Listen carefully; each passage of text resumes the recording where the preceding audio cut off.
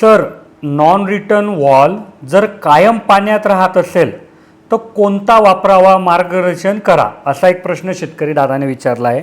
तर बघा, non return वॉलच्या मधून कोणताही घ्या, त्यात तर सातत्याने पाणी राहणार आहे, तर त्याच्यामुळे ती अडचण नाही. आणि समजा तुमच्याकडे अशी परिस्थिती आहे की तुमचा वॉल वगैरे पूर्ण डायरेक्ट पाण्यातच राहणार, एखाद्या वेळेस होतं की विहिरीत किंवा नदीवरनं पाणी आणलं आहे तर तो वॉल अशा ठिकाणी बसवला जातो की तो पाण्यात राहतो. तर तुम्ही आमचा कडनं जर वॉल घेतला तर तो चांगल्या प्रकारे मटेरियलचा असल्यामुळे, हेवी असल्यामुळे, त्याच्यावर चांगल्या प्रकारे कोटिंग असल्यामुळे तो लवकर गंजणार नाही, सडणार नाही, काही नाही. तर हा झाला बनावटीचा विषय. आणि आता त्याचं कार्यपद्धती, तर कधी पण तुम्ही नॉन रिटर्न वॉल जर घेणार असाल तर तो बॉलवाला घेतला पाहिजे. कारण झापडवाला जो नॉन रिटर्न आहे याच्यामध्ये ही जी झापड असते ना, ही चांबड्याची बनलेली असते, तर ही सतत पाण्यात राहिल्यामुळे सडते आणि मग तुमचा वॉल काम करत नाही.